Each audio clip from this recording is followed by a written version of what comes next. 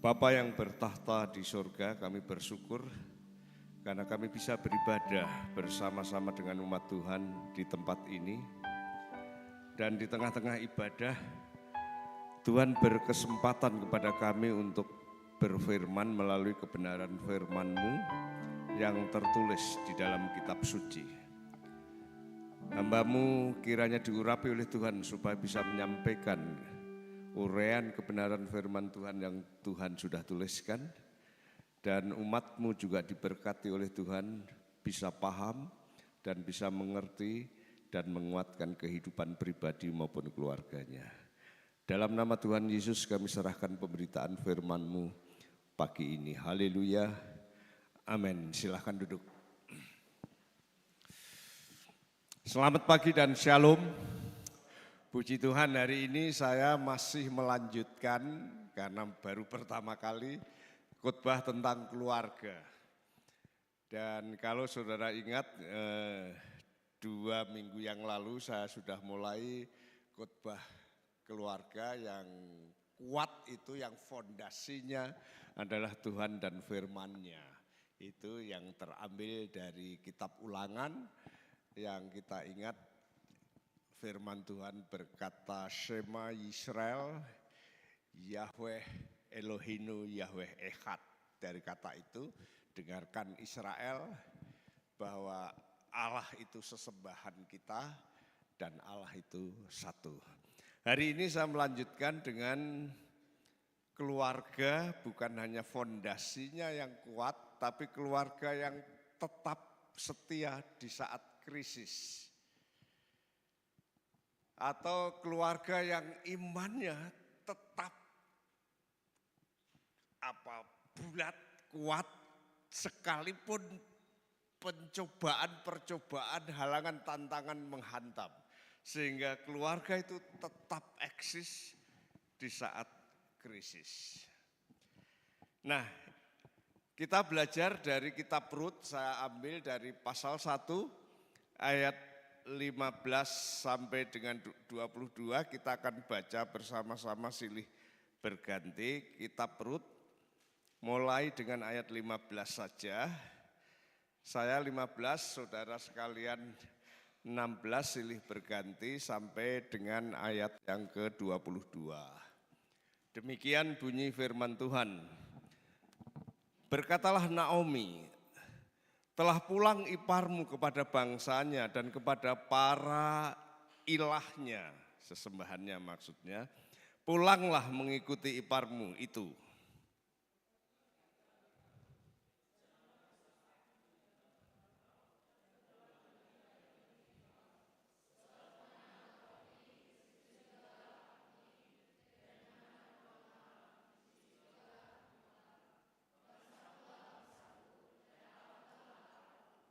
Di mana engkau mati, aku pun mati di sana. Dan di sanalah aku dikuburkan. Beginilah kiranya Tuhan menghukum aku, bahkan lebih lagi daripada itu, jikalau sesuatu apapun memisahkan aku dari engkau selain daripada maut.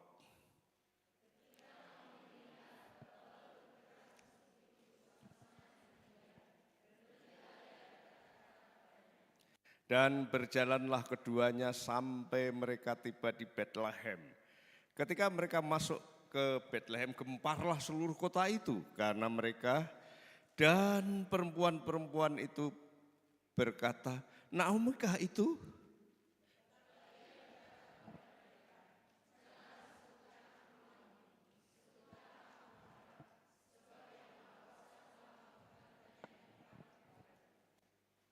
Dengan tangan yang penuh aku pergi, tetapi dengan tangan yang kosong Tuhan memulangkan aku. Mengapakah kamu menyebutkan aku Naomi? Karena Tuhan telah naik saksi menentang aku, dan yang Maha Kuasa telah mendatangkan malapetaka kepadaku.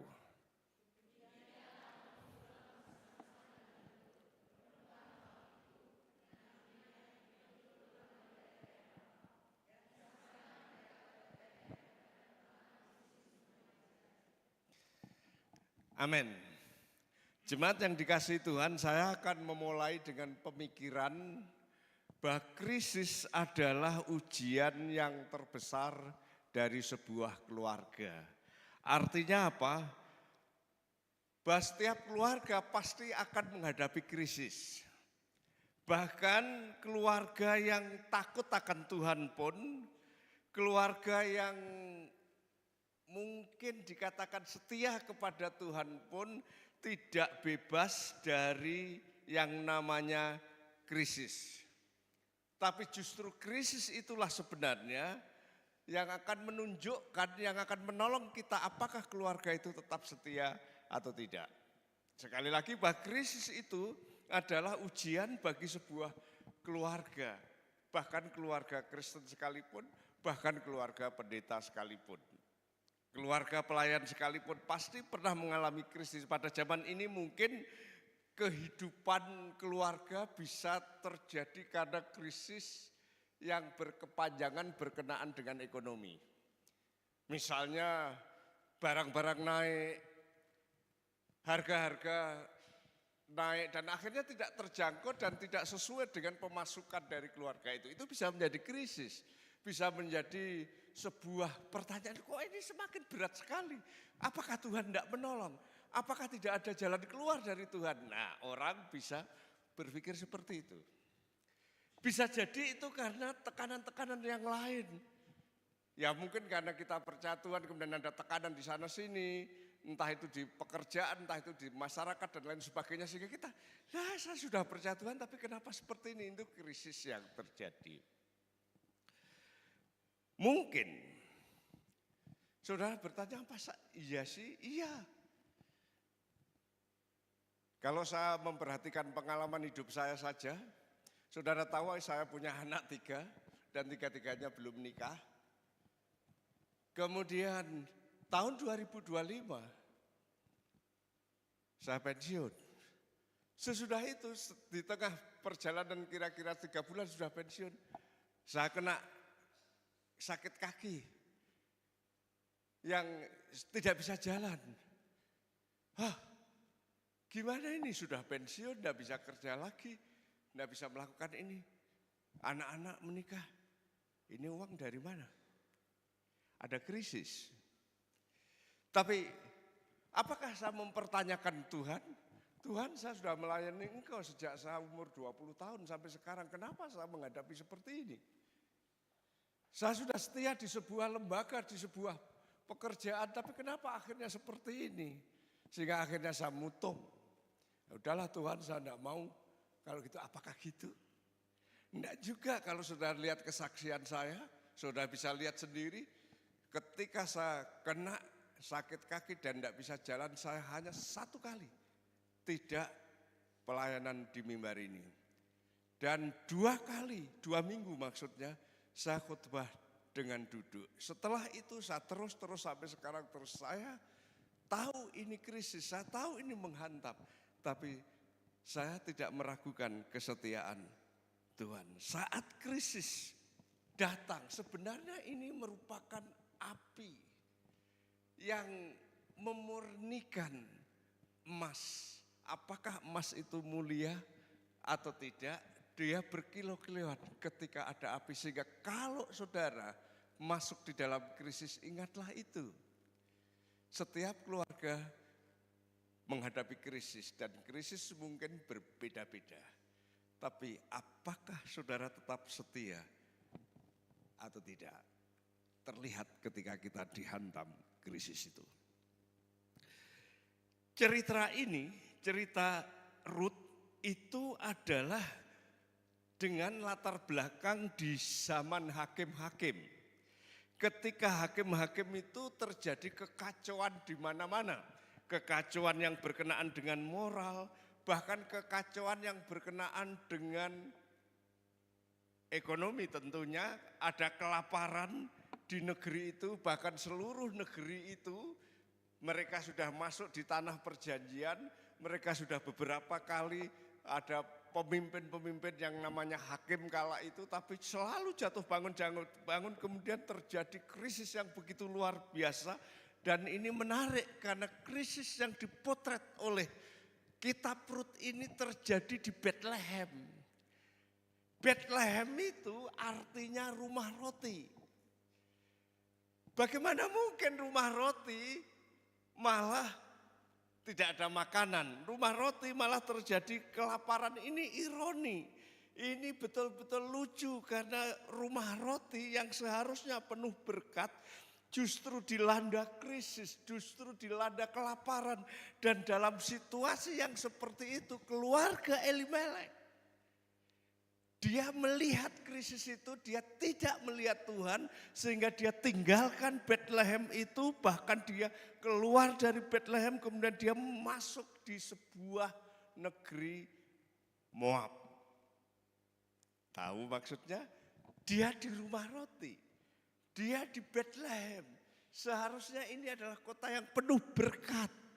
Tapi ada kelaparan, ada krisis. Ada kesulitan ekonomi, ada kesulitan banyak hal. Kemudian dia tidak melihat Tuhan tapi dia melihat Moab.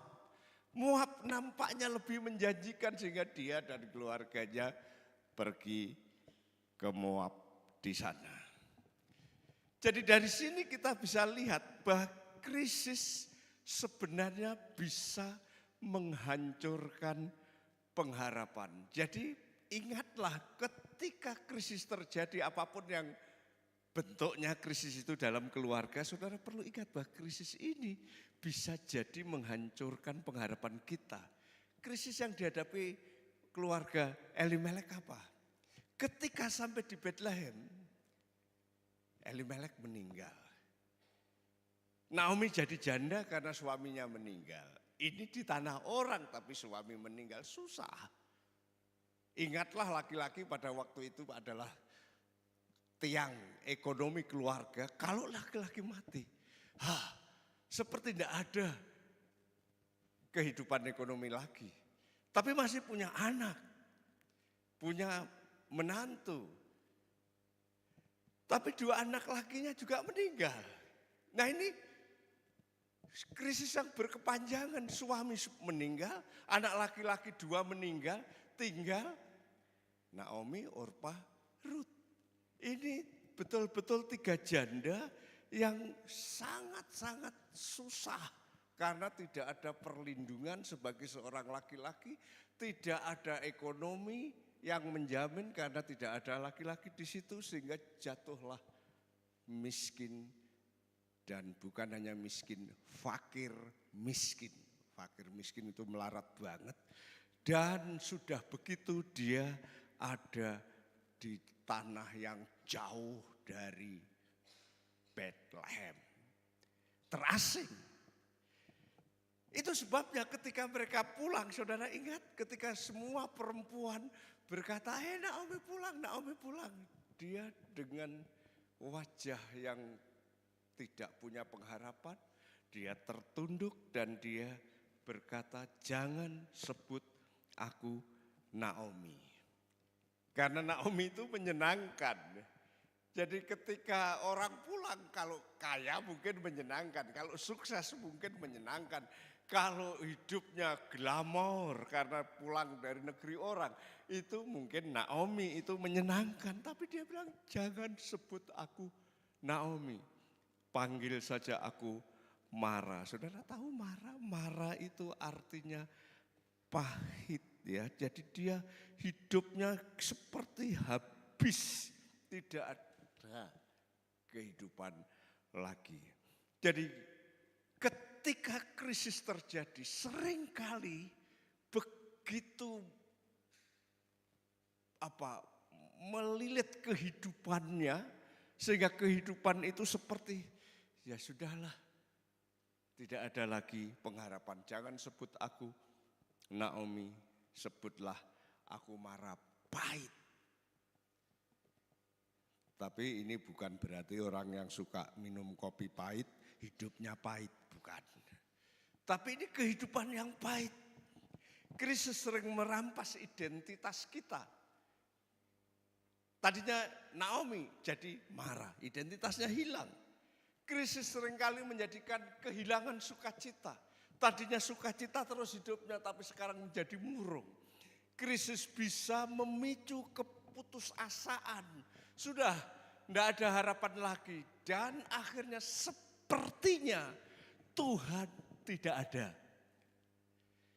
Ya, saya di Bethlehem, makanan tidak ada. Ekonomi sulit, saya pergi ke Moab. Moab malah semakin habis-habisan, tidak ada apa-apa. Ya, bukan hanya pengharapannya hilang, sepertinya Tuhan ini tidak ada di Bethlehem, tidak ada, di sana tidak ada. Ya sudah, hidupnya penuh kepahitan, susah. Kadang-kadang saat krisis terjadi, mungkin kita yang seperti itu, sepertinya kita berjalan, tapi jalan ini buntu. Dicoba sana, dicoba sini buntu. Sepertinya tidak ada jalan lain. Dan ketika terjadi seperti itu, tindakannya apa biasanya? Kembali saja. Ya, contohnya di sini adalah Orpa. Ketika dia merangkai kehidupan yang lebih baik, tapi suaminya meninggal. Kemudian iparnya juga meninggal, mertuanya meninggal. Ini jalan buntu, akhirnya dia kembali ke bangsanya dan kepada sesembahannya. Artinya apa? Artinya motivasi dia itu adalah selama kondisi menguntungkan saya jalan. Selama kondisinya baik-baik saja saya jalan. Selama kondisinya nyaman saya jalan. Tapi ini tidak ada buntu. Tidak ada kebaikan, tidak ada. Ya ini parah. Balik kembali ke agamanya. Yang lama kembali ke bangsanya. Yang lama kembali kepada sistem kehidupan. Yang lama menyembah berhala. Artinya apa? Dia menyerah. Sepertinya Tuhan tidak ada. Sepertinya Tuhan tidak menjawab kebutuhannya. Sepertinya Tuhan tidak mengerti jalannya. Sebaliknya Rut, kalau kita lihat, sama Rut juga jalannya buntu. Suaminya meninggal, iparnya meninggal, mertuanya meninggal. Tapi dia tetap melekat. Dia memilih tidak kembali. Dia memilih tidak kembali kepada sesembahannya yang lama di Moab. Dia tetap ikut Naomi, sekalipun Naomi sebenarnya merasa tidak usah. Saya sudah penuh kepahitan, saya sudah melarang, tidak usah ikut saya. Kasih Rut kepada Naomi itu betul-betul kasih yang tulus, yang berakar kepada komitmen. Kalau saya jadi menantumu, sekali menantu, selamanya menantu. Saat itu langka. Hasilnya dia menemukan Tuhan. Hasilnya dia mencetak seri kehidupan sejarah yang baru. Dan kita bisa lihat, setia kepada Tuhan, setia kepada mertua, sekalipun belum melihat hasilnya seperti apa. Itu yang kita perhatikan, kisah antara Orpa dan Rut. Orpa jalan buntu, balik lagi ke Moab. Rut jalan buntu, tetap berjalan bersama Naomi, tetap menyembah sesembahan Naomi, tetap di mana Naomi berada, dia akan berada. Perhatikan di dalam ayat 16-17 dikatakan, kemana engkau pergi? Naomi maksudnya, ke situ jugalah aku pergi. Bangsamu bangsaku, Allahmu Allahku, ini luar biasa. Statement ini, pernyataan ini, kalau saudara bandingkan dengan kitab Kejadian pasal 2 ayat 24, ketika Tuhan berfirman kepada Adam dan Hawa, ketika mereka bersatu menjadi satu daging.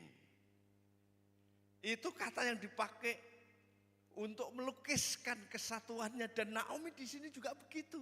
Ada masalah, ada kesulitan, dia tidak balik. Pokoknya kamu ya aku, bangsamu bangsaku, Allahmu Allahku. Dia melekat satu dengan Naomi. Ini kesetiaan yang sejati. Dia bukan sekedar menemani Naomi yang janda yang miskin kasihan nanti kalau mati siapa yang menguburkan. Tidak seperti itu, tapi dia betul-betul dalam situasi yang apapun dia mengikatkan dirinya sepenuh hati kepada Naomi itu. Jadi ini yang disebut sebagai kesetiaan. Kalau kita analisa 3 kesetiaan itu, saya bisa berkata itu berbicara mengenai kesetiaan relasional. Dia setia dalam kaitannya dengan relasi, dengan hubungan bangsamu, bangsaku. Dia rela meninggalkan identitas lamanya demi tetap bersama dan menopang keluarga yang sudah hancur. Ya, bangsamu, bangsaku, itu kesetiaan relasional. Tapi juga kalau kita lihat ada kesetiaan spiritual. Dengan berkata Allahmu juga, Allahku, ingatlah ini orang Moab. Naomi orang Israel, Allahnya Naomi ya Allahku, kata Rut. Ini sebuah pengakuan iman yang memilih untuk tetap percaya kepada Allah Israel, Allahnya Naomi, meski kalau kita lihat memilih Allahnya Naomi justru pahit, tapi dia tetap memilih. Ini yang disebut sebagai kesetiaan, mungkin kesetiaan iman juga boleh, kesetiaan spiritual, kesetiaan relasi. Ya, saya tetap berteman sama kamu sekalipun kamu mungkin sekarang sedang sulit. Bukan ada gula, ada semut. Kalau dia kaya kita dekat, kalau dia miskin kita lupakan. Bukan, dia setia relasinya dengan Ruth, dengan Naomi. Dia setia imannya Naomi sama dengan imannya Ruth. Spiritualitasnya sama, Allahmu ya Allahku. Tapi juga kesetiaan yang tidak patah di jalan, tapi kesetiaan yang sampai akhir. Di mana engkau mati, aku pun mati. Wah, ini luar biasa. Di mana engkau mati, aku pun mati. Artinya Naomi, kamu mati dimanapun, dikubur dimanapun, aku nanti akan ke situ. Ini bukan hanya kesetiaan relasi, kesetiaan spiritual, tapi kesetiaan sampai akhir. Ini bukan bantuan sementara. Sementara Naomi kita tolong sampai mati, sudah itu saya balik lagi ke Moab. Enggak. Sampai kamu dikuburkan dimanapun, saya akan dikuburkan di sana juga. Ini luar biasa kesetiaannya. Bisakah kita punya keluarga yang setia seperti itu dari sudut relasi, dari sudut spiritual sampai akhir, hanya maut yang memisahkan. Kesetiaan Ruth bukan lahir dari keuntungan, tapi dari kasih yang berakar pada komitmen. Itu tafsiran atau pemahaman dari seorang Rabi, Yonatan Sachs. Rabi itu guru besar di Yahudi di sana. Jadi milikilah kesetiaan yang seperti itu. Dan kesetiaan yang seperti itu adalah bagikan akar sebuah pohon yang semakin dalam sehingga sekalipun badai krisis ekonomi menghantam, sekalipun badai krisis kesehatan menyerang, sekalipun masalah-masalah anak yang membuat pusing 7 keliling, sekalipun masalah-masalah yang mungkin dimensinya bermacam-macam menghantam, tapi kalau kesetiaanmu seperti kesetiaan Ruth di situ, kamu seperti berakar yang dalam sehingga badai menghantam pun tidak akan goncang, tidak akan tercabut, tidak akan hancur di situ. Keluarga yang akarnya tertanam kuat di dalam Tuhan, dia tidak akan tumbang sekalipun ada angin badai, dia tidak akan tercerabut sekalipun ada lesus yang kuat. Bahkan sekalipun gempa bumi dia tidak akan roboh. Keluarga itu akan terus bertahan. Dunia modern di dalam kehidupan kita sering berpikir Keluarga akan bertahan kalau itu menguntungkan. Tapi keluarga itu akan hancur kalau itu tidak menguntungkan. Tetapi firman Tuhan mengajarkan kita tetap setia dalam relasional, dalam spiritual, tapi juga kesetiaan sampai ajal tiba, sampai akhir. Dalam krisis yang seperti itu, Tuhan tetap bekerja. Saya senang dengan ayat yang terakhir di situ. Coba perhatikan di dalam ayat 21 dan 22. Dari perspektif Naomi, dia berkata begini, dengan tangan yang penuh aku pergi, tetapi dengan tangan yang kosong Tuhan memulangkan aku. Coba lihat di sini, seolah-olah dia menyalahkan Tuhan. Tuhan, saya pergi ke Moab itu penuh. Sekarang Tuhan sudah membuat saya kosong dan sudah kosong, Tuhan bawa aku pulang. Jadi dia lihat di sini perspektifnya dia. Krisis ini diizinkan Tuhan untuk menghancurkan saya dan saya pulang kosong. Saya pulang tidak punya apa-apa, saya pulang pahit, marah. Perspektif manusia sering begitu. Tapi coba lihat perspektif Tuhan di dalam ayat 22. Lengkapnya bilang begini ya di situ. Di sini hanya bilang ketika musim menuai jelai mulai. Di ayat 22 lengkapnya gini. Demikianlah Naomi pulang bersama-sama dengan Rut, perempuan Moab itu. Jadi Rut itu perempuan Moab. Menantunya yang turut pulang dari daerah Moab. Lihat di sini. Dan sampailah mereka ke Betlehem. Pada permulaan musim menuai jelai. Ini sebuah narasi, sebuah cerita dari sudut Naomi. Dia melihat, saya pulang gagal, saya pulang hancur, saya pulang pahit. Tapi dari perspektif Tuhan, ketika Naomi pulang sampai di Betlehem, musim menuai jelai mulai. Tahu bedanya? Dia pulang merasa kosong.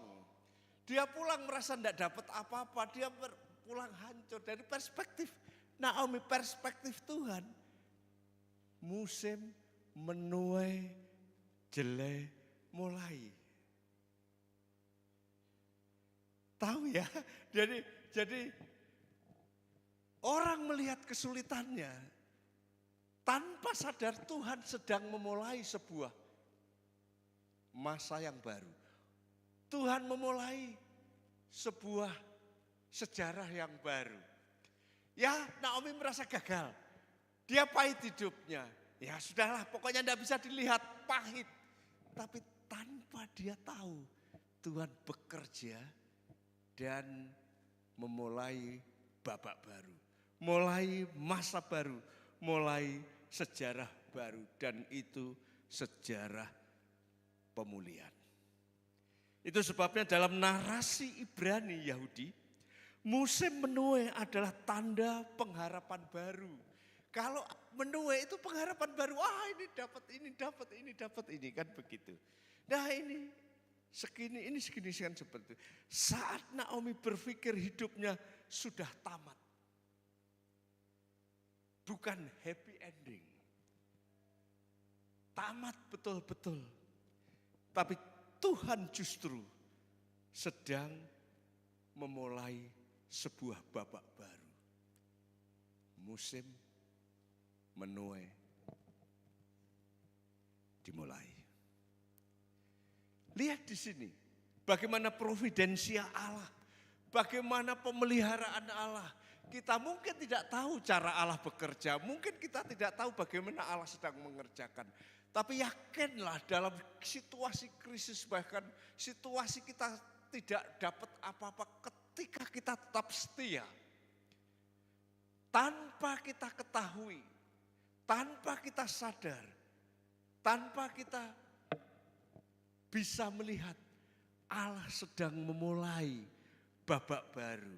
Allah sedang mulai kerja yang baru untuk kehidupan kita sehingga kehidupan kita akhirnya menjadi kehidupan yang indah. Tuhan bekerja diam-diam, bahkan melalui penderitaan yang tampaknya tidak masuk akal. Saya juga kadang-kadang tidak ngerti ini kenapa penderitaan seperti ini. Kenapa dia seperti itu, melakukan ini tidak berhasil melakukan itu, hancur melakukan ini, seperti itu kenapa? Saya juga tidak bisa mengerti. Tapi ketika kita tetap setia, ketika kita tetap percaya providensia Allah, percayalah Allah sedang bekerja secara diam-diam, seringkali melalui penderitaan itu, dan seringkali ketika penderitaan itu sekalipun kita tidak paham, tidak ngerti, tidak tahu jawaban, tetapi Allah sedang memulai babak yang baru. Krisis yang nampak kadang-kadang seperti puzzle, yang berantakan di sana sini sehingga kita tidak bisa paham, tapi dalam pemandangan Allah, dalam perspektif Allah, puzzle-puzzle itu nanti tertata menjadi gambar yang utuh sesuai dengan kehendaknya, dan itu seringkali terjadi di dalam keluarga kita seperti itu. Coba perhatikan Ruth. Kala itu dia orang Moab, mungkin mengadu nasib, dilamar mungkin kalau zaman sekarang, dilamar oleh Elimelek dan Naomi untuk menjadi menantunya. Wah, dia mau, senang. Tapi ternyata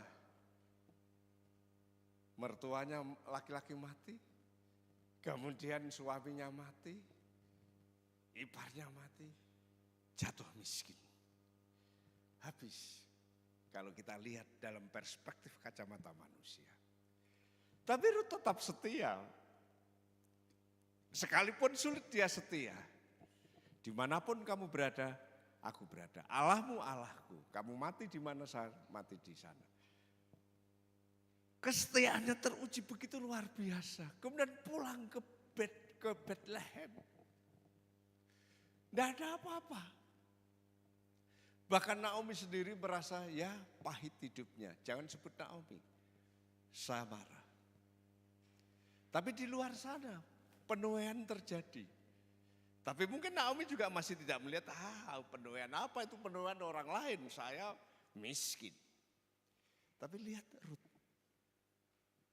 Dia setia. Sekalipun mungkin pahit, sekalipun mungkin air mata berlinang.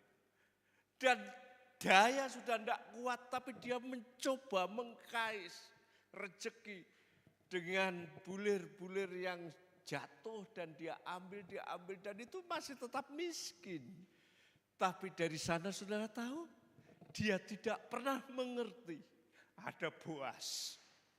Boas menjadi penebus dia dan Boas menjadi nanti akhirnya suami dia, dan saudara tahu melalui Boas dia akhirnya mengandung seorang anak yang nanti akan menurunkan Raja Daud. Dan Raja Daud, raja yang hebat, lahir dari mana? Seorang Ruth, orang Moab yang miskin, hancur tapi tetap setia. Pemeliharaan Allah dia tidak lihat, tapi terdapat Boas. Kemudian akhirnya lahir Isai, lahir Daud, dan seterusnya lahir Juru Selamat Yesus Kristus. Dan melalui Yesus Kristus semua kita diselamatkan. Bisa lihat gambar besar di situ. Dimulai dari mana? Susah, penderitaan, tapi tetap setia. Sebagai aplikasi praktis bagi kita, bagaimana keluarga kita tetap setia di saat krisis? Bagaimana keluarga kita tetap setia kepada Tuhan sekalipun menghadapi tantangan keadaan yang menyulitkan, mungkin ekonomi yang menyulitkan, mungkin kesehatan yang tak kunjung selesai, tak kunjung sehat, atau mungkin masa depan anak yang seperti jatuh bangun dan kita tidak ngerti jalannya, atau banyak sekali krisis-krisis yang terjadi. Bagaimana kita tetap setia? Yang pertama, bangun mesbah keluarga. Jangan berhenti berdoa. Justru saat keadaan memperburuk situasi, jadikanlah doa sebagai jangkar pengaman. Karena di sanalah sebenarnya yang akan menenteramkan sekalipun situasinya tidak enak. Yang kedua, jangan menghadapi kesulitan sendiri. Bangunlah sebuah komunikasi yang transparan. Tidak usah ditutup-tutupi. Kalau ada masalah, carilah teman yang baik. Carilah teman yang rohani, carilah orang yang dekat dan mengerti. Dan coba sharing di sana. Karena di sanalah kita akan saling menopang, saling mendoakan, dan tidak saling menghakimi dan saling menyalahkan. Tidak. Kemudian yang ketiga, pegang janji Tuhan. Bukan keadaan. Keadaan mungkin susah, keadaan mungkin sulit, keadaan mungkin seperti jalan buntu. Tapi iman yang berjalan bukan dengan pengharapan penglihatan mata, tetapi dengan janji Tuhan. Ketika kita berjalan dan buntu tidak ada jawaban, ingatlah janji Tuhan. Kalau kamu minta, kamu diberi. Kalau kamu cari, kamu akan mendapat. Kalau kamu mengetuk pintu, pasti dibukakan. Setia, yang keempat, setia meski belum melihat hasil. Tetap setia sekalipun sekarang masih sulit, tapi tetaplah setia, jangan kembali ke Moab. Tetaplah setia apapun yang terjadi. Mari kita lihat sebuah ilustrasi. Ketika kita melihat kehidupan kita, seperti kita melihat sisi belakang dari sebuah permadani. Yang kalau kita lihat dari bawah, penuh simpul, penuh air mata, benangnya tidak beraturan dan berantakan di sana sini. Seolah-olah tidak ada polanya sama sekali. Bahkan kita tidak bisa mengerti ini polanya seperti apa. Ini arahnya seperti apa. Ini warnanya bagaimana. Tidak ngerti. Tapi Tuhan menenun dari sisi depan. Bagi keluarga yang memilih untuk tetap setia. Saat jalan terasa gelap, bersabarlah. Tuhan sedang menenun sesuatu. Tuhan sedang merendah kehidupan yang indah. Sehingga di akhir nanti ketika kita melihat, kita terpesona. Kita susah mengerti kalau kita lihat dari bawah. Benangnya berantakan, tidak aturan, arahnya tidak jelas. Dan kita tidak mengerti ini gambar apa. Tapi ketahuilah Tuhan sedang merendah. Sisi kehidupan kita menjadi tenunan yang begitu indah. Bayangkan, jika setiap keluarga gereja PB Amanat Agung ini, bahkan setiap keluarga Kristen, tetap setia saat ekonomi sulit. Tetap mengasihi saat terluka, tetap berdoa saat kecewa. Tetap percaya saat jalan gelap. Dunia akan melihat ada kekuatan supranatural dalam diri kita. Keluarga akan tetap menjadi kesaksian hidup tentang providensia Allah. Allah memelihara kehidupan kita. Bukan hanya saat semuanya jalan rata. Tapi saat terjal, bahkan kerikil-kerikil tajam menggores telapak kaki kita dan berdarah-darah. Providensia Allah, pemeliharaan Allah selalu ada. Dan akhirnya di ujung sana kehidupan yang indah. Mari kita berdoa.